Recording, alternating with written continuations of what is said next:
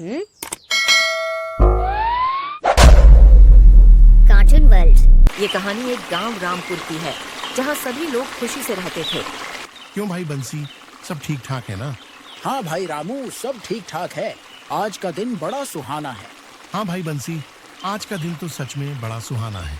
गांव वाले आपस में इसी तरह खुशी से हमेशा बातें किया करते हैं।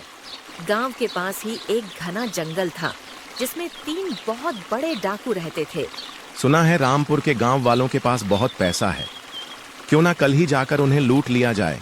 ऐसा सोचकर तीनों डाकू उस रात को सो गए। अगले ही दिन तीनों डाकू घोड़े पर सवार होकर गांव में घुस गए और बोले, गांव वालों, तुम्हारे पास जितना भी पैसा और जेवर है सारा हमारे हवाले कर दो, नहीं तो तुम्हें मार दिया जाएगा। सभी गांव वाले डर के कारण अपना सामान डाकुओं को सौंप दिए। फिर सारा सामान लेकर डाकू गांव से भाग गए। फिर गांव वाले आपस में बात करने लगे। हे भगवान, यह क्या हो गया? हमारे गांव को किसी की नजर लग गई है। आज तो डाकू ने हमें लूट लिया। हाँ भाई बंसी, हमारे गांव को सच में किसी की नजर लग गई है। अब चलो सब सरपंच जी के पास, वहीं कुछ उपाय बताएंगे। ऐसा कहकर सभी गांव वाले सरपंच जी के पास गए और बोले, सरपंच जी, डाकुओं ने पूरे गांव को लूट लिया है।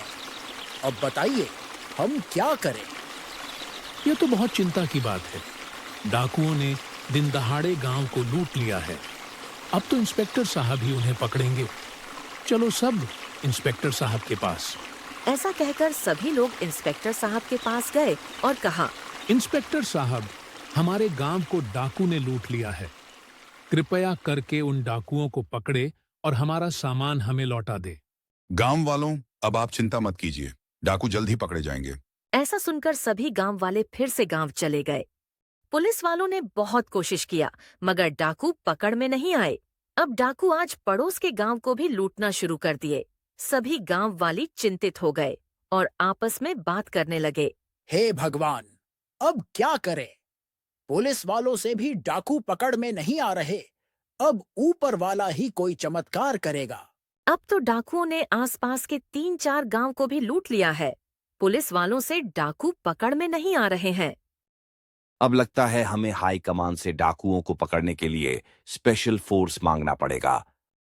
ऐसा कहकर इंस्पेक्टर साहब ने अगले ही दिन गांव में स्पेशल फोर्स मंगवा लिए। स्पेशल फोर्स ने गांव वालों से कहा, गांव वालों, अब आप चिंता मत कीजिए, डाकू जल्द ही पकड़े जाएंगे। आज रात को हम सब जंगल में डाकुओं के अड्डे पर जाएंगे। जब डाकू सो जाएंगे तब उन्हें चारों तरफ से घेरकर पकड़ लेंगे। ऐसा सोचकर स्पेशल फोर्स रात होने का इंतजार करने लगे। रात हुई और स्पेशल फोर्स जंगल की ओर निकल पड़े।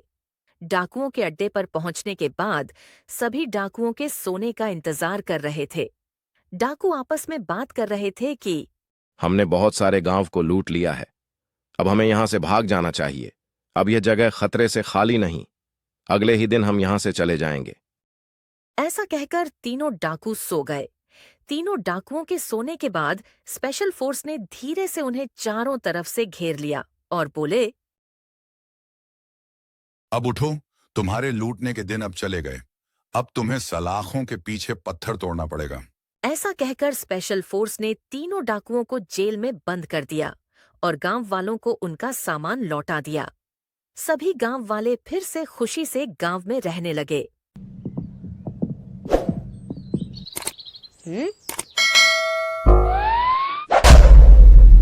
Cartoon world. एक समय की बात है, किसी गांव में रामू नाम का एक गरीब किसान रहता था। उसके साथ उसकी पत्नी सीता और 2 बच्चे सोनू और सुरेश थे। रामू एक नेक दिल और मेहनती आदमी था। एक दिन रामू अपने खेत पर गया और बोला, इस बार मैं बहुत अच्छी फसल लगाऊंगा, जिससे अधिक मुनाफा होगा। ये सोचकर रामू खेत में काम करने लगा। धीरे धीरे समय बीतता गया और रामू की फसल तैयार हो गई। फिर रामू और उसकी पत्नी सीता खेत पर आए। फिर सीता बोली, भगवान की कृपा से इस बार फसल बहुत अच्छी हुई है। हाँ, इस बार फसल बहुत अच्छी हुई है। इसे काट कर आज ही बाजार जाकर बेच आऊंगा। ऐसा कहकर रामू और सीता फसल काटने लगे। फसल कटते कटते शाम हो गई। आज तो शाम हो गई है। फसल को आज घर पर रखेंगे और कल सुबह इसे बाजार जाकर बेच आएंगे। उसके बाद रामू और सीता फसल को लेकर घर की ओर चल पड़े। घर पहुंचने के बाद सीता ने खाना पकाया, फिर सभी लोग बैठकर खाना खाए और सो गए।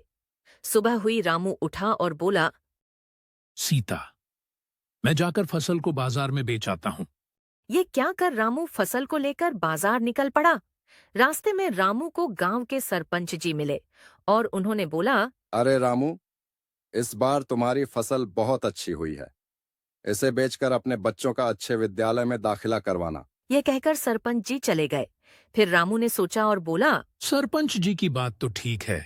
अब बच्चे भी पढ़ने लायक हो गए हैं।